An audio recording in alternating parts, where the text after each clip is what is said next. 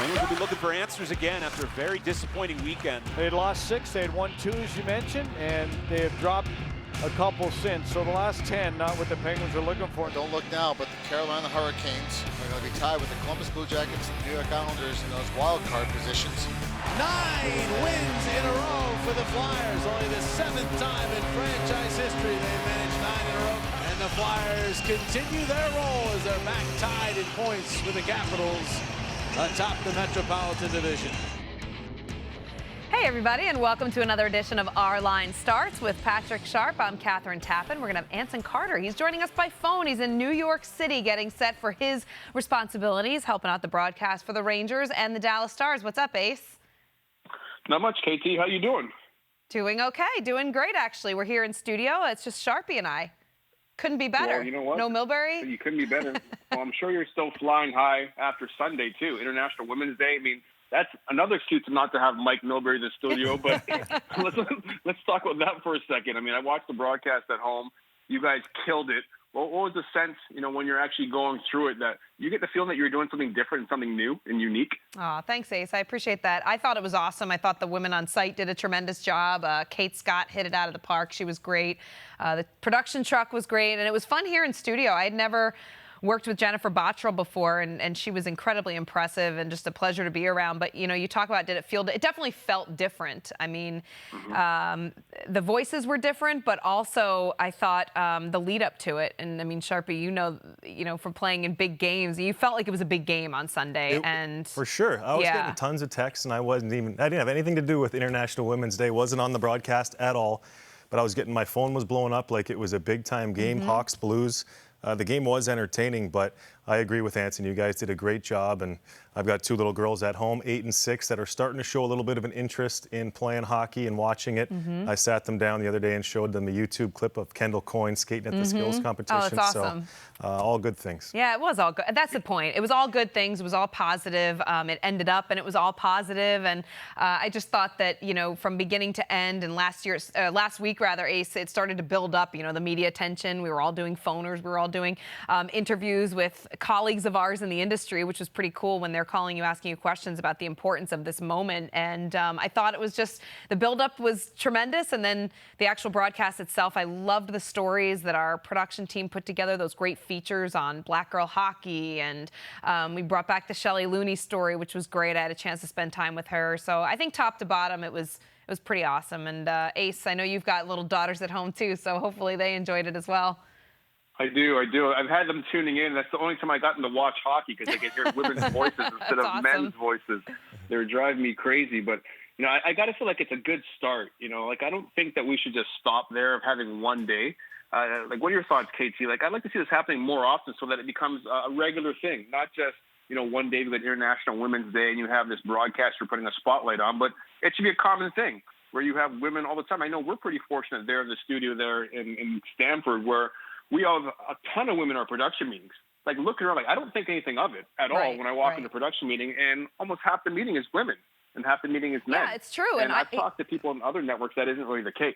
It's true. I mean, we've done a great job with bringing very talented and qualified women into our control rooms and behind the scenes and in front of the camera. And I think that it would be really fun to have, why not Kate Scott with Edzo and Bush between the benches? Why not Doc with AJ and Kendall between the bench? Why not mix it up? Why does it have to be all in one on one day? I think, we see the talent and everybody can work together, integrate the best people for the best positions in those games, and bring Jennifer in here for a playoff game, bring Kendall in. I mean, that's what I think we're getting at, and hopefully by doing it all together on Sunday and showing what we're all capable of, I think it will eventually lead to that, and that's the goal, and also to inspire the little ones at home watching, like your guys' daughters. So thanks for that, Ace. Appreciate it. We've got a lot of other stuff we have to talk about coming up, and there are a lot of big topics as we head into the final stretch of the regular season. The Metropolitan Division, it's madness. The Flyers are surging. The Penguins are struggling. So how exactly are things going to shake out? Out west, the Colorado Avalanche, some major injury concerns, including last night, Nathan MacKinnon, the latest of a long line of injured Avs getting hurt in that game against the Los Angeles Kings, and also a coronavirus update. Could the NHL play games to empty arenas? It's a real possibility in San Jose. Plus, Pierre McGuire sat down with Lightning defenseman Victor Hedman.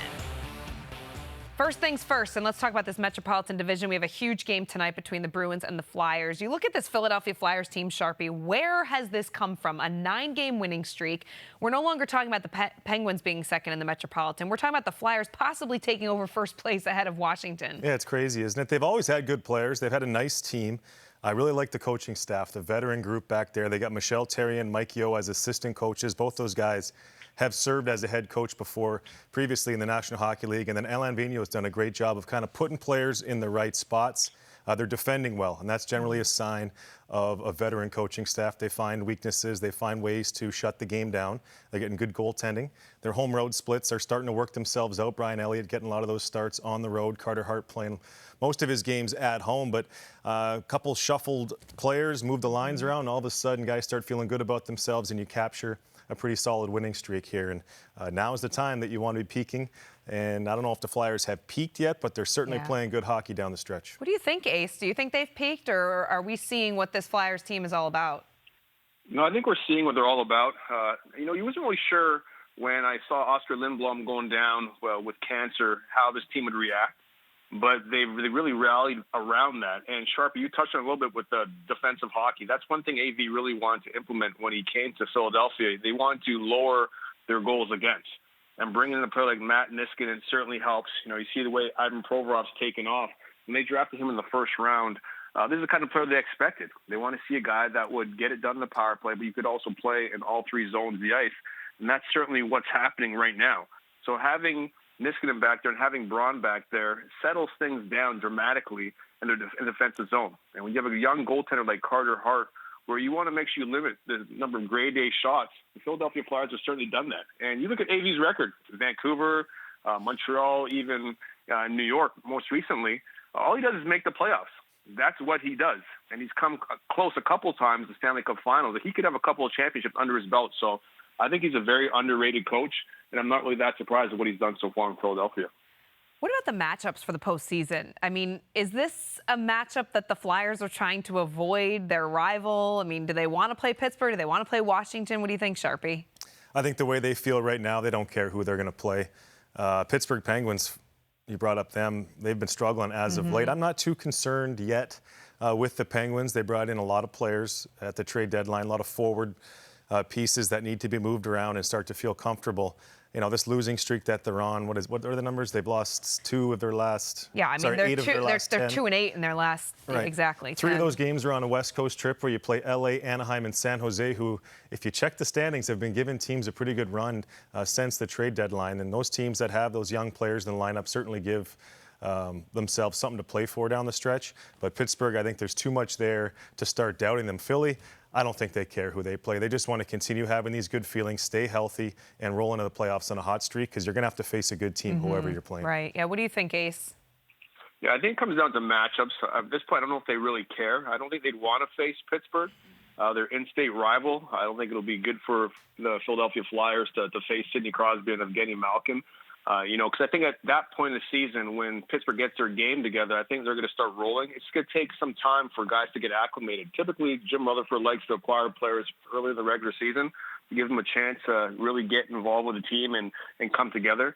It's very rare that Jimmy makes these late season trades like he did, but he did. He made them, and it's going to take some time for guys to figure out their roles. Zucker's fit in nicely with Sidney Crosby, but as they start to get healthier, I think you'll see the Pittsburgh Penguins start to pick up their game. But I've always seen and said that it comes down to matchups. That first round, you want to have an easy matchup. Even though all the teams deserve to be there, there's some teams that match up easier with others. And I don't think the Flyers want to face the Pittsburgh Penguins, and I don't think the Penguins want to face the Flyers either. But ultimately, like what Sharpie said, you're going to have to face a good team at some point, so might as well get out of the way early. Who do you guys think is going to win this Metropolitan Division? I mean, Washington, it seemed like, was untouchable for most of the season. And now they're facing some pretty tight competition. The points are getting, between the two are getting smaller and smaller. Philly maybe with a chance to overtake that division. Who do you think actually wins it, though? I think Washington's going to win the division. I think they're built top to bottom, a team that can win 4 rounds in the playoffs again. I like their size. I like their physicality. Whenever they wind it up and start finishing checks on the forecheck, the game changes. Not every team in the league can play that physical brand of hockey. Washington can. 82 games is a long season. You're going to have ups, you're going to have downs. Washington hasn't been as lights out as we've seen them before, but they're still in great shape. They know what lies ahead, and I think it's the old light switch factor. They're going to turn it on here pretty soon and win that division. You think you agree with them there, Ace? Washington winning the division? I think they have a chance, and I'm going to take a flyer on the Philadelphia Flyers, KT. All right. I think the Flyers, no pun intended, I think they have a chance. I mean, with how dominant they've been at home, I mean, it's almost a guaranteed death taxes and the Flyers winning at home. That's how good they've been at home. If they could straighten out their road game, I think they'll be a pretty formidable opponent to try to knock out that top spot there in that Metro division. And they're hungry, too. The Caps have won recently, so I think the Philadelphia Flyers have something to prove. I think AV is really pushing the right buttons. And Derek Grant, I mean, he's fitting great with that team. That line with Scott Laughton and Tyler Pitlick, they've been unreal. And they've had the balance that they haven't had in so many years. We've always been talking about Couturier and, they're catching all the time trying to get it done, Claude Giroux. But now they've got space and they've got speed up and down the lineup. So when you have that kind of depth, you can match up against the Washington Capitals. I think it'll be hard to really count the Flyers out of the race. All right, do stay tuned. Meanwhile, out west, the Colorado Avalanche likely to make the postseason. Going to go out on a limb and say that. However, they are facing some significant injuries to their lineup, and the latest being Nathan MacKinnon. He's out indefinitely with a lower body injury. He joins Mikko Rantanen, Andre Burakovsky, Matt Calvert, Nazem Kadri, Cale Makar, Philip Grubauer. This is a long list of star players, Sharpie. Can the Colorado Avalanche sustain where they're at and battle through to the end of the regular season with this amount of injuries? Not without MacKinnon. No, they're going to struggle. Their team's going to be drastically different. All those guys that you just mentioned, every one of them except MacKinnon, you can deal with, and the Avalanche have been dealing with it. Rantanen, he's an all-star player. He can carry a team by himself. Burakovsky's had a nice season. Matt Calvert, one of those bottom six penalty kill type wingers that can slide in and out of the lineup. Kadri plays a big role at the center ice position. We know about Makar on the back end. Grubauer, your starting goalie. The reason why you can withstand all those guys being injured is because you have Nathan MacKinnon. Now, the fact that he's out indefinitely, that's a huge concern for me. All these guys are coming back by the sounds of things by mid-March, end of March, play a couple games, get ready for the playoffs. Nathan MacKinnon's the key to that team. So let's hope he's healthy because, man, is he fun to watch when he's going. He is fun to watch. Anson, when you see and you hear all those injuries, what's your take on this Avalanche team right now? Yeah, you know what? MacKinnon definitely is a straw that stirs the drink. When those other top players are out, he's really taken it personally, and he's elevated his game to a whole different level. But I watched Colorado play as of late and watched them reel off all these victories, and they've changed their style. It's not so much the up-and-down, flashy Avalanche team that we're used to seeing. Like, they've become a gritty, grinded-out, win 1-0 hockey games. I mean, Francouz has been a big reason why.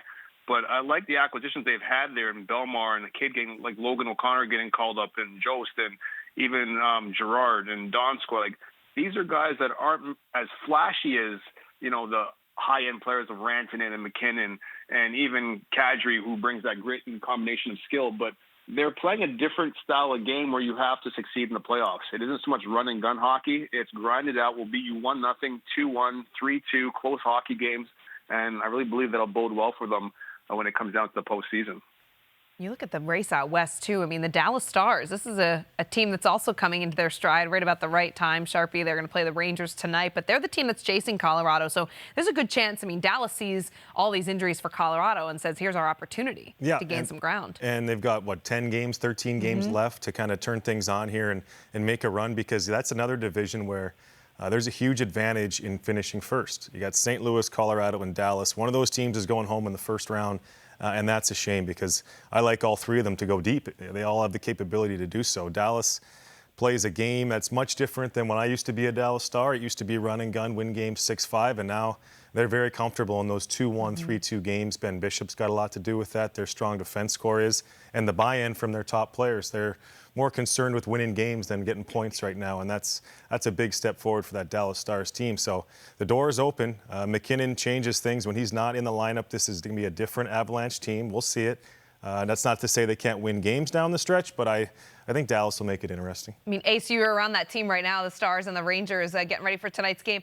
I'm curious to know what the Rangers' perspective is right now, because this is a team that looked like they were making a run. Then they lose Kreider. They have some significant injuries as well. But what's their reaction like right now? What are the players saying as far as their hopes getting in?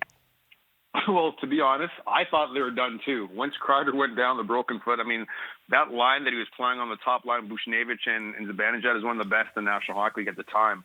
And then losing Shesterkin the way they did and the extended period of time, I thought there's no way. Even though Georgiev's played well for them, I thought their chances were over.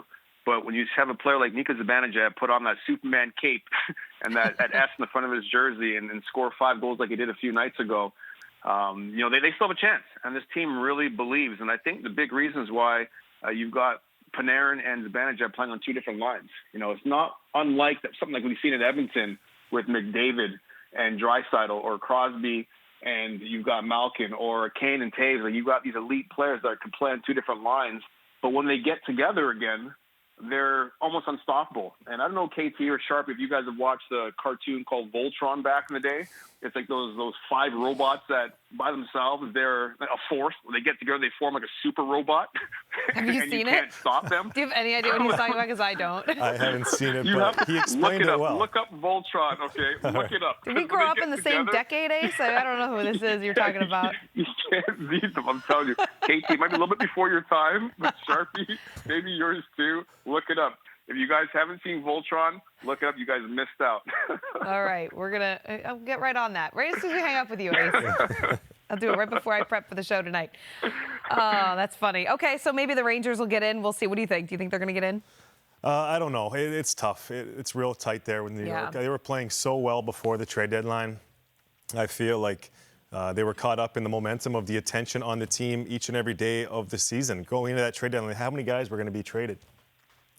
It seemed like they were all playing at the highest point of their game at the right time. Then as soon as that trade deadline passed, everybody takes a deep breath, right? Okay, now we're all staying here. This is our team. This is our group. Couple injuries really hurt the team, and it's been a struggle ever since. But I've been impressed with that Rangers team this year. They've been one of the most fun teams for me to watch on a nightly basis. A lot of it has to do with Artemi Panarin. I love the way he plays the game, but you can't really complain about the way Zibanejad has been playing lately. Not just the 5 goals that he scored, not just every time he touches the puck, but he's a good defensive centerman now. He's come a long way since his days in Ottawa. All right. And you know what, Sharpie, too? Just quickly, KT. When they started the season, they played Panarin and Zibanejad together, and they were leading the league in scoring. I mean, those two were on fire, and the best thing that happened to the Rangers is when Mika went down with an injury. Like, you never want to see a guy get injured, but it actually worked out to the benefit of the Rangers because then Ryan Strome was allowed to develop some chemistry with Panarin. So now that's why you've got the 2 units. If Mika never went down early, maybe he'd still be playing with the bread man, and they'd be a one-line team. Now they've been able to separate those two, and that's what's made them more dangerous as a hockey club. Well, if you're a Rangers fan, no matter what happens, everybody wants them to get into the playoffs. But no matter what happens this season, there is tremendous hope for the future. A very young, promising team, a great head coach in David Quinn. So the future is bright for the New York Rangers, and their fans are happy to hear that. Meanwhile, let's shift our attention to something that has been dominating the news throughout our entire world right now, but this coronavirus and how it's affecting the NHL and other pro sports franchises. Of course, media access limited to regions outside of team locker rooms. And now the latest developing stories from each city that's coming out, Santa Clara being one of them. Their public health department announced a temporary ban on all events to prevent mass gatherings. So that would focus in the NHL on the San Jose Sharks. They don't play at home again until March 19th, but the team said on Monday that they would be addressing the situation. They're going to look into how they will incorporate whether or not they're going to allow fans into their arena, how they're going to play these games. Of course, this is a developing story, but here is what the players in the locker room in San Jose had to say regarding this new update. And we start with Joe Thornton. What's going on right now, I think it's weird for everybody. So I think we're all, confused like you guys are, and I see Italian soccer teams are doing the no fans thing, so I'm not sure what we'll have planned right now. So like I said, we go on the road for a week, so we'll know more when we get back. I mean, I have obviously never been in the NHL and played a game without any fans, so that idea would definitely be very different. I know they kind of made an announcement over a couple of different scenarios, and I think we're just all waiting to find out to see what actually happened. So obviously the empty building is one of them, and there'd definitely be it'd be very strange to play in an empty building, that's for sure.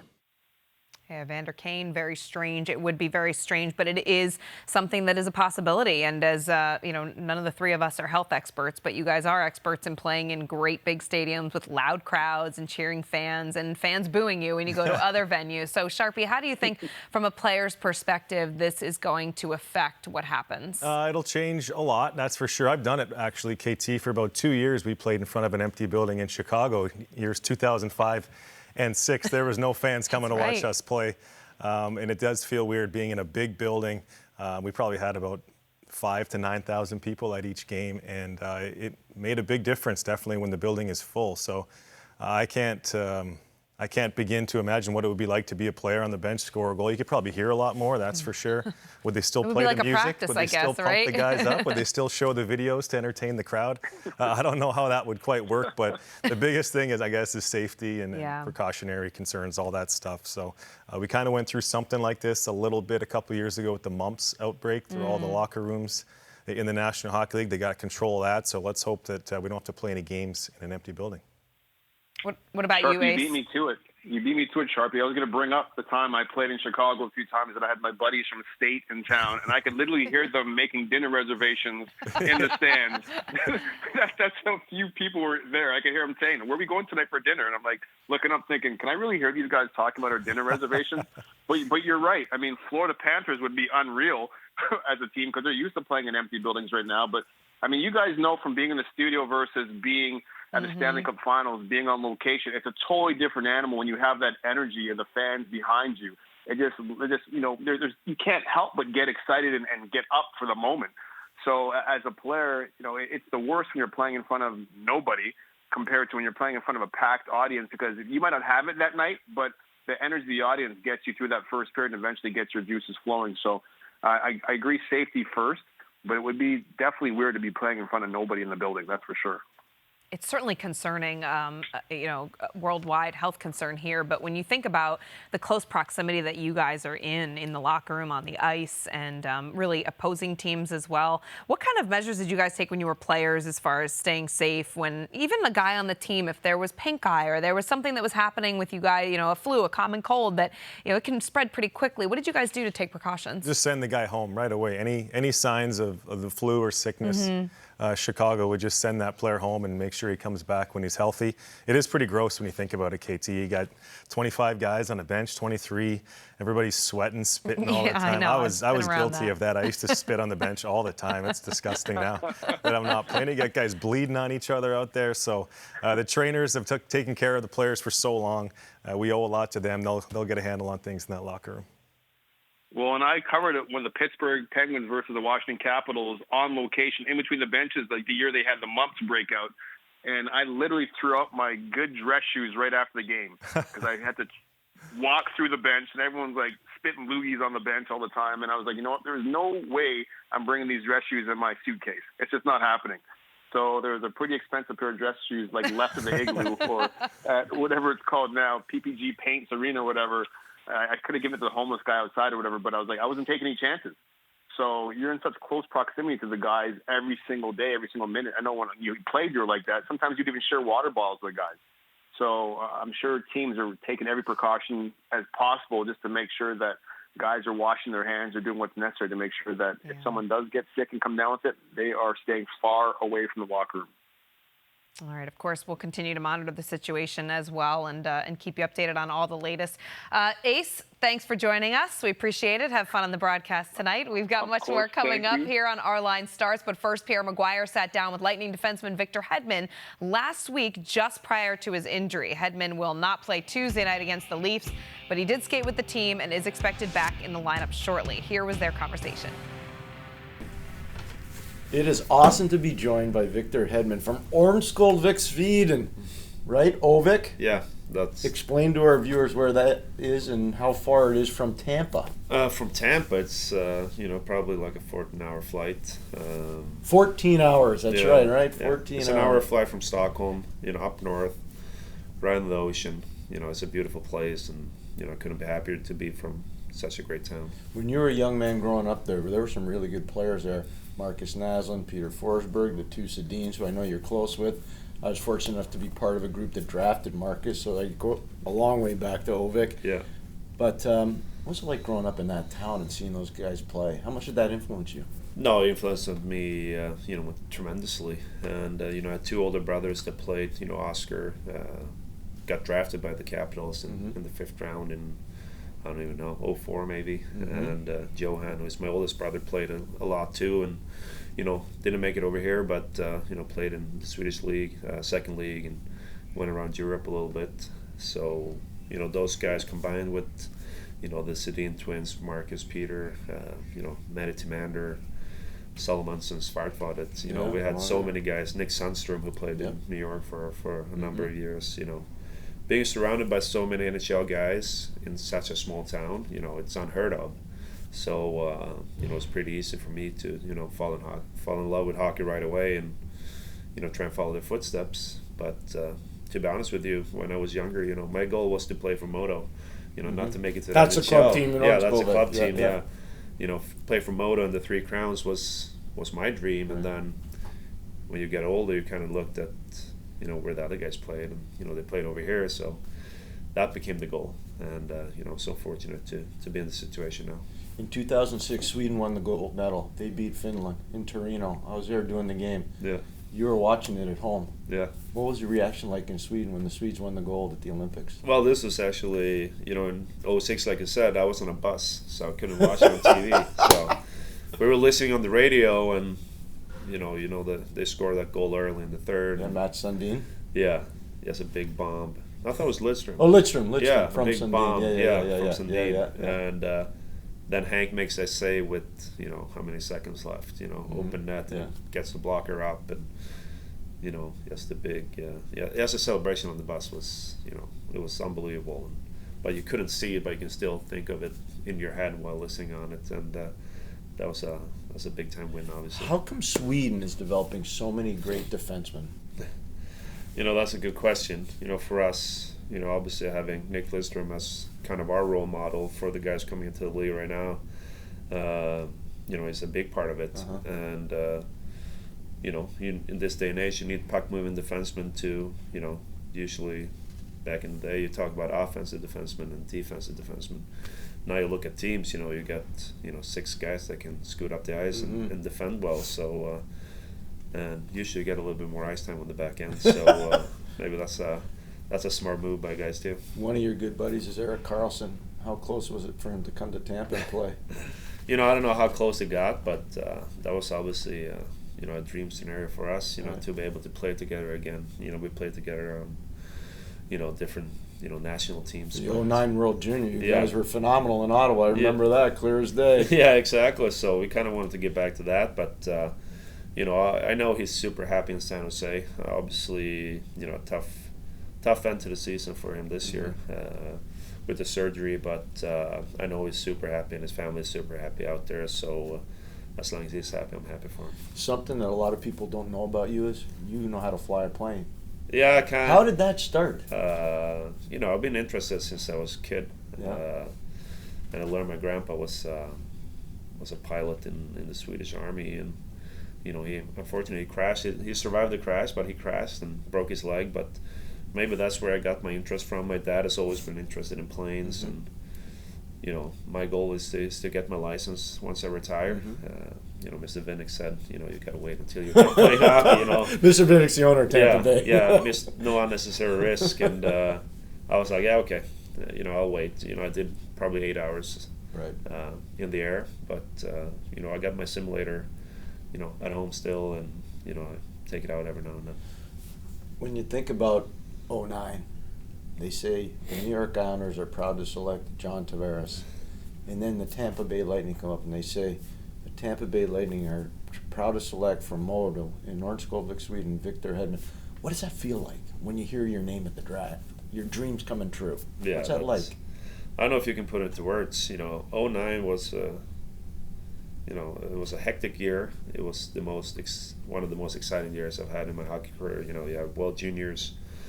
The draft is upcoming, and on top of that, you got to finish school. You play with Modo in the Elite League. You're traveling, and you're not home much, and you miss a lot of school time. But it's a hectic year. But it's all worth it when it comes down to that. And selected that high is very rare. So I was so happy, and couldn't come to a better place than here in Tampa as well. And you started right away. I remember Wayne Fleming, the late coach. He was an assistant coach here, put so much time in with you.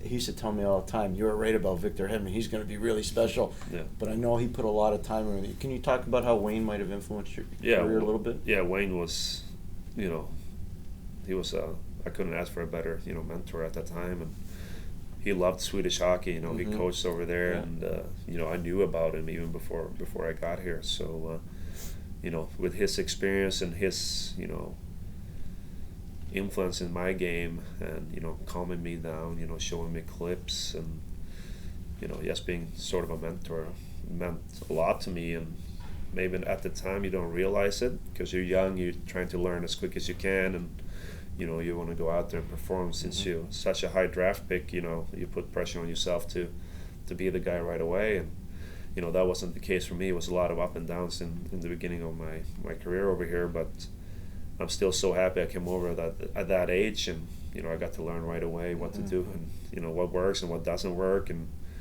Matthias Olin was another great mentor I had. So I was fortunate enough to be surrounded by some amazing people and great role models that really took my game to the next level. What did it mean to you and to the Tampa Bay Lightning when Steven Stamkos had unrestricted free agency potential and he chose to stay in Tampa? What did it mean to you?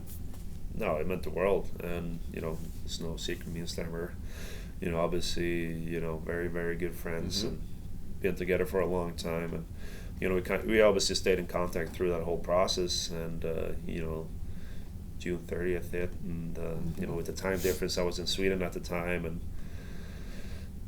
he said, "Yeah, I've decided I'm going to stay in Tampa," and that's a relief, and you're so happy for him, and the next day I signed, so I didn't hold out as long.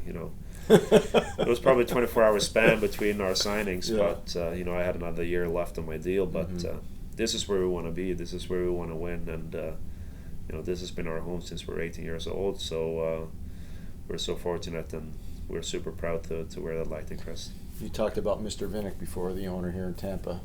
Can you tell the people at home what kind of owner he is? Because I think he's probably the best owner in the league. Yeah, I mean, Mr. Vinnick, came into, late my first year, when he bought the team, and, we haven't looked back since. He's been not only for the organization, but the community as well. He's including everyone and wants everyone to be a big family. He wants it to be a world-class organization, and, my first year, half the building was empty. The organization was struggling, on the business side, and he brought in some great people, obviously, to start with Todd Leivicki as the CEO, and Steve Eisenman as the GM, and that's a pretty good starting group to have around you, and he just kind of took it from there. And if you were here 10 years ago and you go here today, you won't believe it's the same. So we've sold out over 250 straight games, and the community, it's a hockey town now, and it's the best, in my opinion. I'm biased, but it's the best place to play in the league. Last year it wasn't in the spring when Columbus knocked you out in 4 straight. How do you guys take the next step, Victor? How do you go past the disappointment of last year and take it the next step? Well, last year's got to be last year. You keep bringing up last year. We go to Columbus this year. 300 days later. Obviously everyone springs up. Are you guys hungry for this game? Guys know what happened last year, and you look at the roster. There's 15 new players. Right. Combining in both teams. Yeah. So there's 15 guys that weren't a part of last year, and you kind of think of, well, obviously the guys that were there and played in those games, we knew how much it stung us, and that was obviously what no one expected. But that's what we love about hockey too. It's so close. Like you don't know who's going to win. Like it's so tough in this league, and it's a lot of Hall of Famers. Not a lot maybe, but a few Hall of Famers that never got to win the cup. And you know how tough it is to make it all the way. We made it to the finals once against Chicago, and you don't know if you're going to get back there. But we got to learn from last year is that you got to be at your best when April hits, and this year has been a little bit of a challenging start, and then we kind of took off, and I really like where our game is at right now, and we're looking forward to finish the regular season strong, and then obviously hit our stride in April. How good is Andrei Vasilevsky? Well, he's the best goalie in the league, and I think he has a really, really good chance of winning the Vezina once again this year, and he's bailed out many, many times, and we tried to make life easier for him. I think we've done that this year. We played a lot better team defense, I think, this year, and but he's such a competitor. He's never out of a play.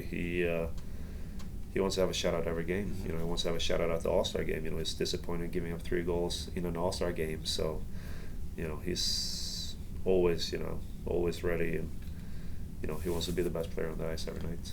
Okay, you're a big person. Everybody knows that. You're like a tight end on a football team. How big is Vasilevsky? No, he's big. He's not quite as big as me, but he's a big boy. But you look around the league, Markstrom, Price, they're big guys as well. So, it's not a lot of small goalies out there. What I admire the most about those guys is the way they move. How quick they are. Post to post. Up down, up down. I can just imagine how that would feel on my knees. Going up and down like that, going into butterfly, and looking through screens. It's probably the toughest position, obviously, to play in the league. You brought up Henrik Lundqvist before, so I got to ask you. Yeah. He's a Gothenburg guy for Lunda. You're Orange Skolvik, Modo, big rivalry. Yeah. What's your takeaway on Hank's career? Because obviously we're getting near the end with Henrik Lundqvist, and he's a legend in Sweden. Not just a legend in New York, he's a legend in Sweden. He is. What's your takeaway on Hank? No, he's the best Swedish goalie of all time. There's no question about that. And obviously, probably the best goalie in Rangers history. And that says a lot about, the kind of career, he's had. He's not done yet, if you ask him, probably. But, he's such a competitor. And that's, playing with him with the national team, he's in the zone, On a game day, you don't talk to him. He's in the zone. He's kind of like Vasi, he wants to be the best player on the ice every night. And, the situation right now in New York, it's tough. You got 2 younger goalies that comes up and has played well. But I know Hank, he's going to keep competing. He's going to keep competing. He wants to play games, and, he wants to be out there. He wants to be the goalie, and we haven't by far seen the last of him. That's an interesting hat. You want to describe it and what's it all about? Yeah, that's your dog. That's my dog. French bulldog. My Frenchie Harry. Yeah. Yeah. So we're 4 guys, that designed our own hats, and I kind of went through, what I wanted to do, and it's for charity. Mm-hmm. So. I came up with this design. I work closely with the Humane Society here in Tampa, and the Humane Society is, they, stray animals, a non-kill shelter, which is big for me. So, we've done a lot of good work with each other the last, 5 or 6 years, and $10 for each hat that I sell goes straight to the Humane Society. And we did shirts as well, but they're limited edition, so there's only 1,077 out there. So they got to make sure to get. Hold it, sir. Say that again. 1,077. Yeah, hats out there. That's because of 77 being your number. Exactly. Okay, so one question. I know the answer, but I want you to tell everybody at home. Yeah. Number 77. How'd that come about? How come you chose to wear 77? Well, 77 was, I was 41 back home, and I came over here. Mike Smith was 41, so I was not going to ask him, obviously. But old goalie. Yeah. And then, I was kind of looking around. Racer, Ray Thiel, our equipment manager, sent, list of numbers, and obviously, following Colorado a lot when I was younger with Peter. Yeah. The Ray Bork story. Coming to Colorado after, 20 seasons with the Bruins and winning the Cup, and, I always liked the way he played. And then, you got Paul Coffey, 77. So, big shoes to fill, obviously. But you're filling them very well. 77 I thought was a good-looking number as well. So finish this sentence for me. The Tampa Bay Lightning will win the Stanley Cup if we win 4 playoff rounds. No, but you know, we will win if we play our game. You know, like I said earlier, it's so tough to win in this league, but you got to have the confidence. You know, we got a recent Stanley Cup winner in the locker room that know what it takes with Pat Maroon. So you know, St. Louis was, you know, in last place in January, and you know, they kind of hit their stride obviously, and you know, went all the way. So you know, you got to hit your stride in April. You know, but you got to make sure that your game is where it needs to be when that starts, and you know, we're in a good way and a good path to doing that. Not only one of the best players in the National Hockey League, one of the best people in the NHL. Thanks so much. Appreciate it. Thank you. Thank you. Victor Hedman, always fun to hear from him. He's such a dominating player in the league, always very accommodating with the interview, Sharpie. But this is a key component to this Tampa Bay Lightning team. We've seen what Victor Hedman can do in the postseason. You had to face him in the playoffs as well during that series. But, I mean, he's a challenge out there. He's even better now than he was back in 2015. He's a top defenseman in the league. Who are the top 5 guys that come to mind? You can list any 7, 8 guys, but Victor Hedman's going to be in that top 5 every single time. He's a combination of size, of speed. He plays the power play, he kills penalties, he's going to be out there when the game's on the line, and he's got years to play. So it's one of the reasons why Tampa Bay is a top team in the East. Yeah, it's been fun to watch Tampa Bay kind of get themselves back into a comfortable position. They're right behind the Bruins coming into play on Tuesday night. Boston is 6 points ahead of the Lightning in that Atlantic division. But the battles between those two teams recently have been really fun to watch. I mean, we saw an unbelievable game on Saturday night with the Boston Bruins losing to the Tampa Bay Lightning, but a little bit of everything, scoring, fighting, everything.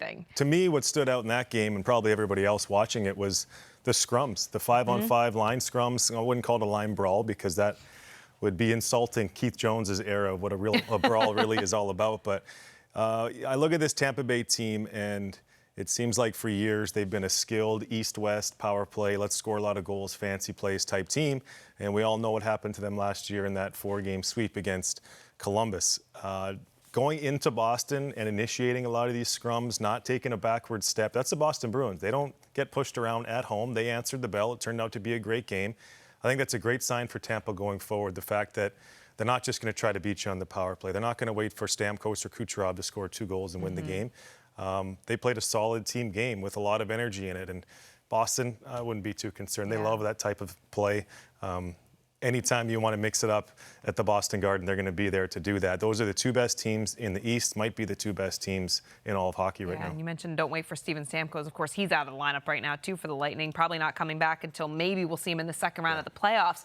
But, you know, you mentioned something interesting, that sweep to the Columbus Blue Jackets last year, the shocking sweep of this dominating President Trophy top team in the NHL, Tampa Bay Lightning.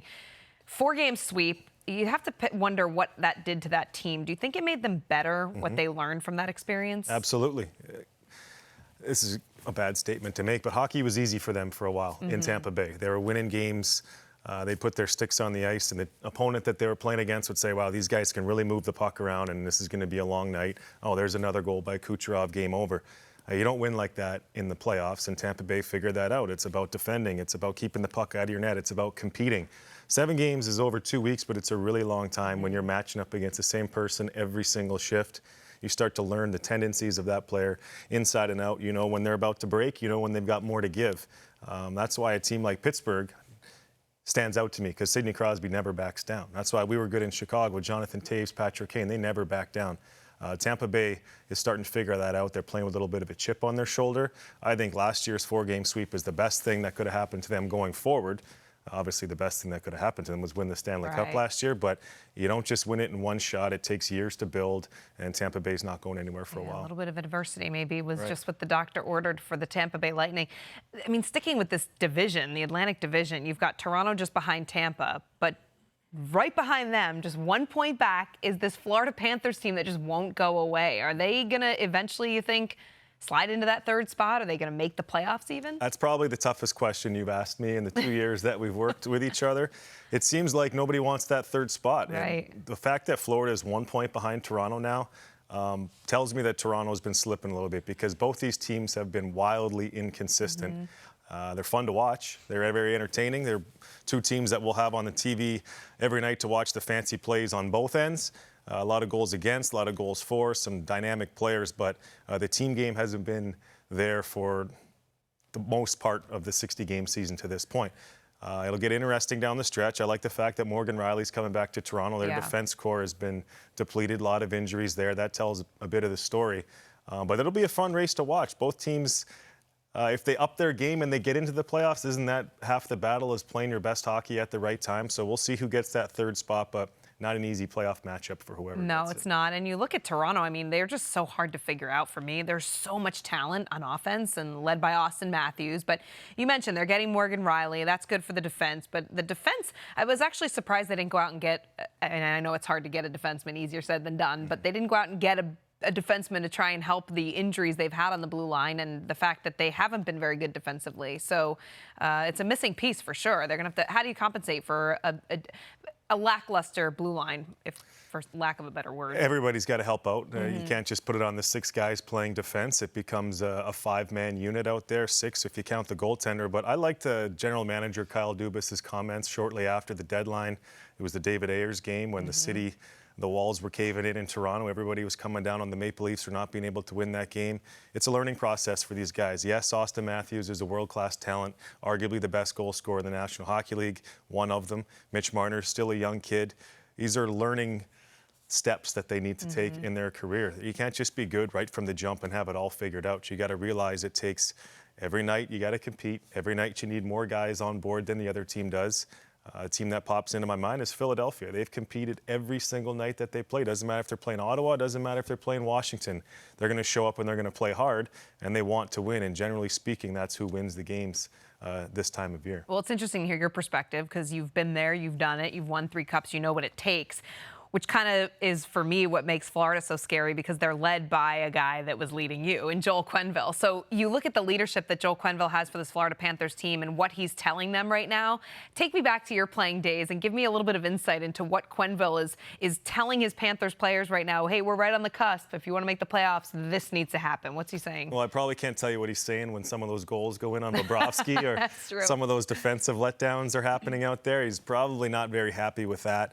But this is the time when Joel Quenneville, Mike Kitchen are going to make a difference for the Florida Panthers. Yeah, it's nice to have them for preseason in the first 40, 60 games, but it's crunch time. They're a point out, and a veteran coach and a veteran coaching staff can really make those adjustments in a game week to week that can put you over the top. So we'll see how it works out. On the flip side is Toronto. They got a young coach, a rookie guy in there, and Sheldon Keefe. So I know these teams aren't the powerhouses in the Eastern Conference that some of the other ones are, but it's still a fun race to watch. And it's got to be Florida because nobody's coming after that. There's no Buffalo doesn't really have a chance. Montreal's in trouble. So it's Florida, Toronto for that third spot. We'll see what happens. Yeah, it's really that Metropolitan Division that there's a lot of teams chasing out in the back. But all right, race for the playoffs continues. Sharpie fun, another episode. That is it. Another episode of Our Line Starts. We're done. Remember, new episodes drop every Wednesday. Subscribe for automatic downloads wherever you get your podcasts. So we'll see you next time.